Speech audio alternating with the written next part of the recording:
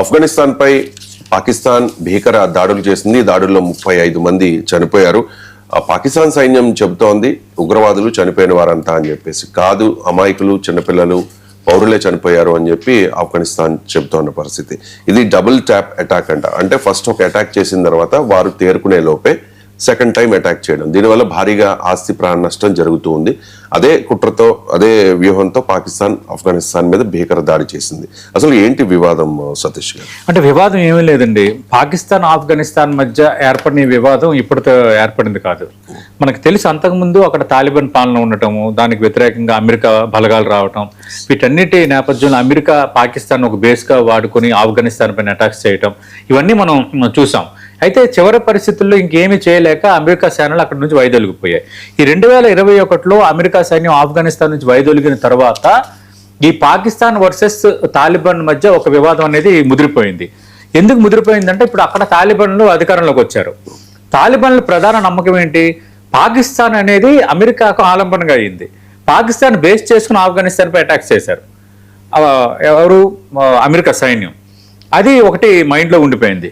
రెండోది, ఈ పాకిస్తాన్లోని తెహ్రీకే తాలిబాన్ పాకిస్తాన్ టీటీపీ అని ఒక పార్టీ ఉంది.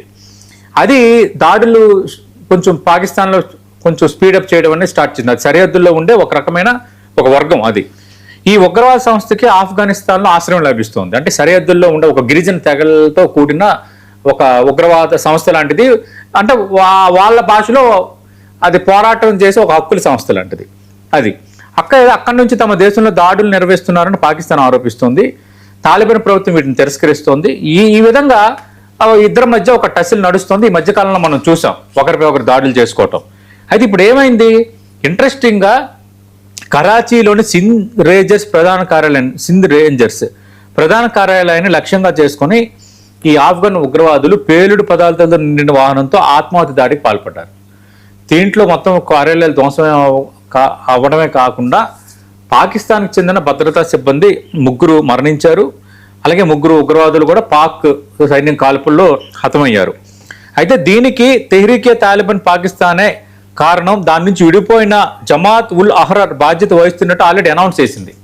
ఈ అనౌన్స్ చేసిన నేపథ్యంలో ఇప్పుడు ఇరు దేశాల మధ్య ఉద్రిక్తత పెరిగింది. ఇప్పుడు కరాచీ సింధ్ రేంజర్స్ ప్రధాన కార్యాలయంపై జరిగిన ఉగ్రదాడికి ప్రతీకారంగా పాకిస్తాన్ ఆఫ్ఘనిస్తాన్ సరిహద్దు ప్రాంతాలపై భారీ సైనిక చర్య చేపట్టింది. పక్తికా, కునార్ ప్రావిన్స్లో గ్రౌండ్ ఆపరేషన్తో పాటు వైమానిక దాడులు నిర్వహించింది.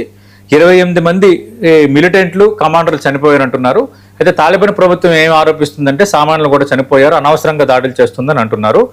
ఇక్కడ ఏంటంటే పాకిస్తాన్కి సంబంధించి ఎదురవుతున్న పరిస్థితి ఇప్పుడు పాకిస్తాన్కి తెలిసి రావాలి. పాకిస్తాన్ ఏంటంటే ఎంతసేపు కాశ్మీర్ అంశాన్ని పెట్టుకుని సరిహద్దుల్లో మనపైన ఎంతసేపు కవింపు చర్యలకు పాల్పడడం, మన దేశంలో ఉగ్ర కుట్రలకు పాల్పడడం అనేది చేస్తుంది. స్లీపర్ సెల్స్ని పెట్టుకుని ఎప్పుడూ కూడా దేశంలో ఏదో రకమైన విచ్ఛిన్నానికి ప్రయత్నం చేస్తుంది. ఇప్పుడు వాళ్ళు they are experiencing like that. తెలియాలి వాళ్ళకి ఈ పెయిన్ ఖచ్చితంగా తెలియాలి.